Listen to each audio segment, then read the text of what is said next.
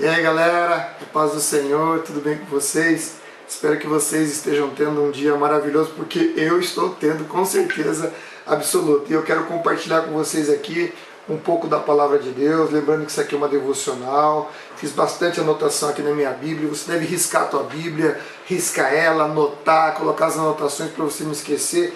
Eu quero compartilhar algumas coisas com você. Começando pelo capítulo 8 aqui, nós vimos que Eliseu, o respeito pelo ministério de Eliseu era tão grande que excedeu os limites de Israel. Ele vai lá em Damasco, e lá em Damasco, o rei de Damasco, Ben-Hadad, manda Azael, que era um servo dele, consultar Eliseu. E aqui é um exemplo para mim e para você. A nossa vida com Deus, a nossa vida com Jesus, todos os dias, vivendo com Ele todos os dias, ele deve exceder o contexto das nossas amizades, o contexto familiar, o contexto do trabalho.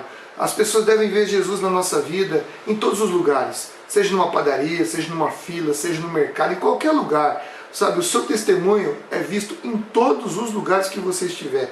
Então, quando você tem uma vida, quando você realmente tem os tesouros do céu no seu coração, você vai falar sobre isso e você vai viver isso, tá? Então, que Deus abençoe você, que você possa ser como Eliseu, que eu possa ser como Eliseu, que o nosso testemunho exceda os limites das amizades, do parentesco, dos locais onde normalmente nós frequentamos. Agora no capítulo 8 aí nós vimos ali que Josafá fez uma besteira, né? Casar o filho dele Jorão com essa filha do inferno aqui da Atalia. Você vai ver o que essa mulher vai aprontar. Isso é ruim, rapaz, você não tem noção. Ela é ruim pra caramba, viu? Muito ruim essa mulher aqui. Agora avançando um pouco mais, nós vimos ali que Jeú é ungido rei, ainda no capítulo 9, Jeú é ungido rei. É ungido rei, e ali ele começa o processo de eliminar os parentes de Acabe. E quando ele vai matar a Jezabel é arrogante até o fim, né? Quem é arrogante é arrogante. Se não tiver Deus para quebrar a arrogância, a pessoa vai morrer arrogante e vai para o inferno. Aí lá no inferno vai se entender com Satanás, porque é dois bicudos, né? E os dois bicudos ali, Satanás com certeza vai atormentar essa vida até o confim do século. Agora, olha só. O que acontece é o seguinte, Jeú, ele recebeu uma ordem, né, de praticar o juízo de Deus sobre a família de Acabe. Só que ele excedeu essa ordem. Ele foi muito além, sabe?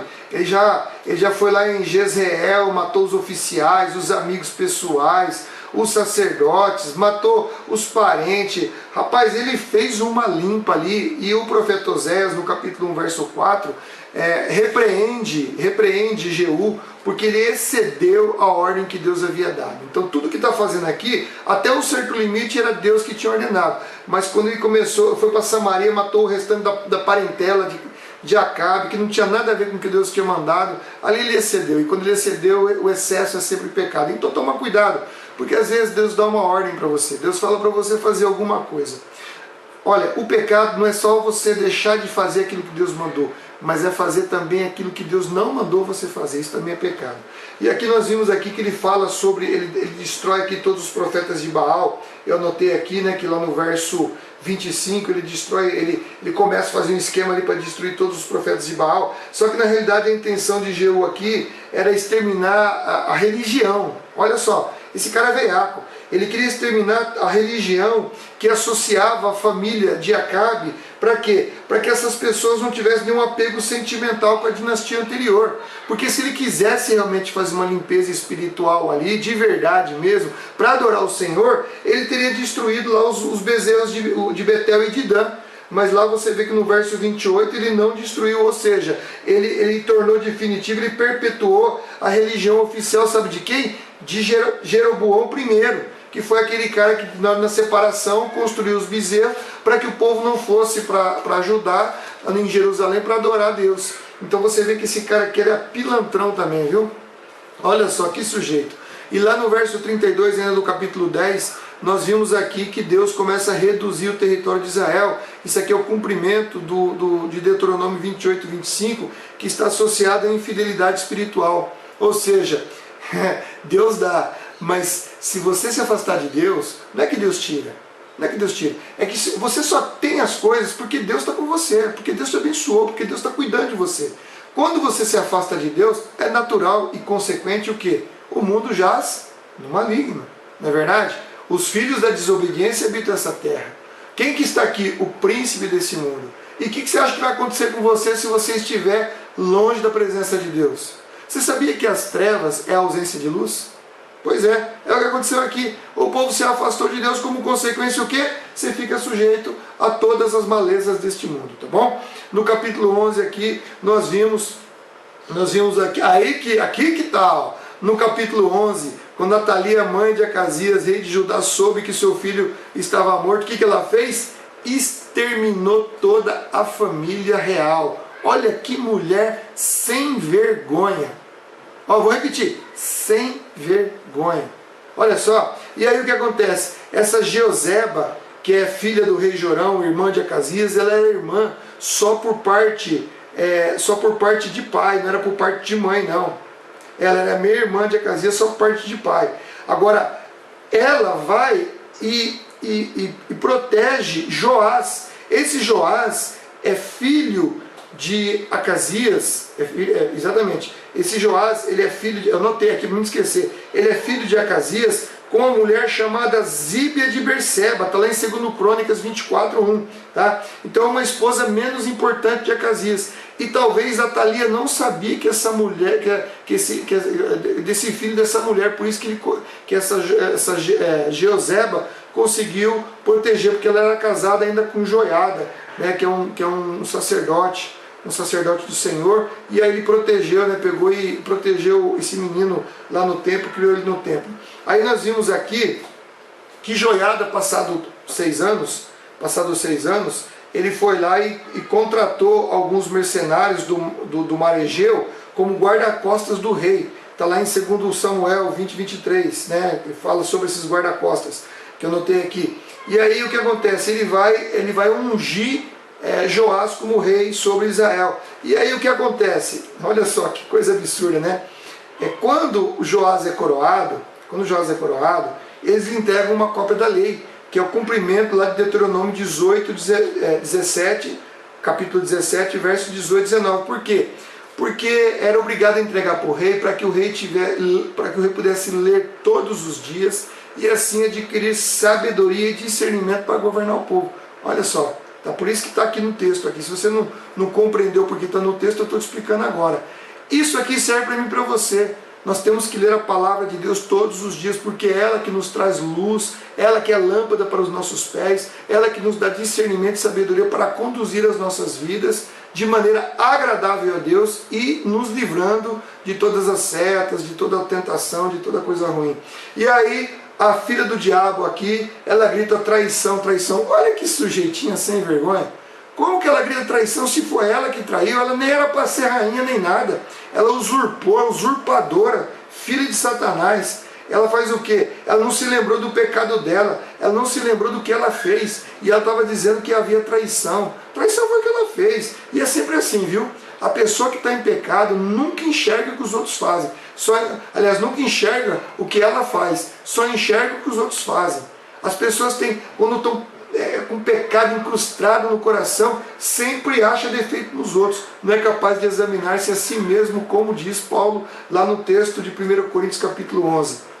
E olha só que e aí quando Joás ele assume o reino, ele é orientado por Joiada. Joiada é como se fosse ali um regente com ele, como se estivesse cuidando dele, como se fosse um tutor do rei. E ali Joiada faz uma aliança entre o Senhor e o rei, entre o rei e o povo, e ali faz uma reforma espiritual, que está toda descrita aqui no texto, né? Uma reforma espiritual mudando, destruindo, por exemplo, lá o templo que foi construído pelo pai de Joás, o templo de Baal, destruiu os postes sagrados. Ele fez uma reforma ali, tá? Ele fez uma reforma completa ali, ó. Exatamente, ele fez uma reforma completa. E aí nós entramos ali no capítulo 12, quando Joiada morre. Nós vimos aqui o que acontece. O que acontece é que quando Joiada morre, líderes ímpios começam a influenciar negativamente Joás. E aí você vai ver o que esse cara vai fazer. É uma pena. Cuidado com as suas amizades. Olha, amizade boa é amizade que tem a mesma fé que você. amizade de pessoas que você vê Cristo na vida delas. Sabe, ter amizade com pessoas que não querem nada com Deus, que não querem nada com Jesus. Vai acontecer isso aqui, ó. Esse cara que estava indo tão bem, mas aí os líderes ímpios influenciaram ele a abandonar o Senhor, ele passou ali a entrar num sistema de idolatria. Nessa época o profeta Joel começa a profetizar, e ali você vai ver lá no final do capítulo 12, no verso 20, que conspiraram contra ele. Agora sabe por que conspiraram contra ele?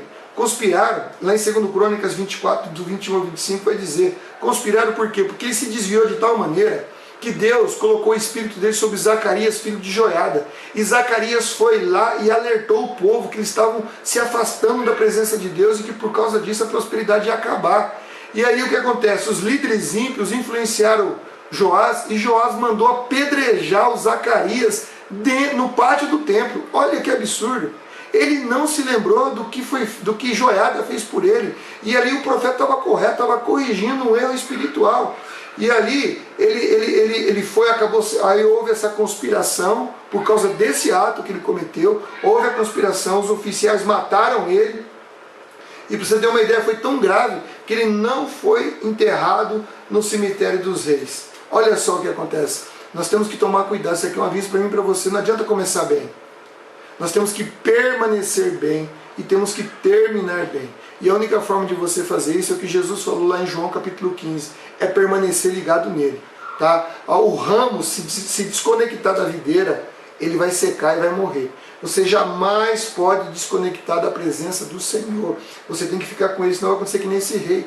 O seu coração vai se tornar insensato, o seu coração vai se tornar ingrato, o seu coração vai se tornar egoísta, e você já não vai mais reconhecer os pecados na sua vida, achando que você realmente é o rei, que você é o Senhor, que você é dono da sua própria vida. E aí você vai entrar numa senda, meu querido, que vai levar você, sabe para onde? Vai levar você para o inferno.